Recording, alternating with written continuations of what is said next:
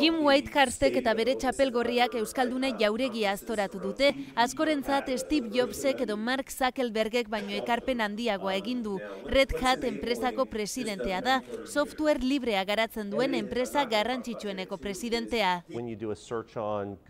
Googleen bilaketa bat egitean edo kutxazainetik dirua ateratzean software librea erabiltzen dugu.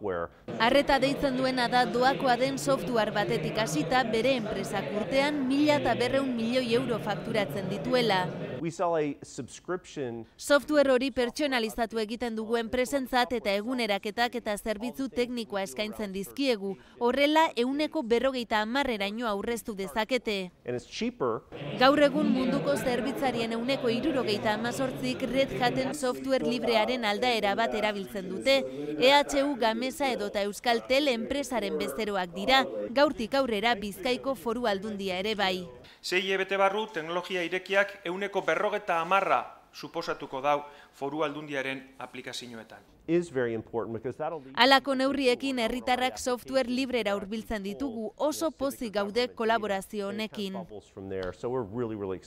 Gaurkoa bisita azkarra izan da 5 ordu baino ez baititu eman Bilbon. Jim Whitehurst duela gutxi familiarekin Euskal Herrian egon zen oporretan eta itzultzeko asmoa duela esan digu.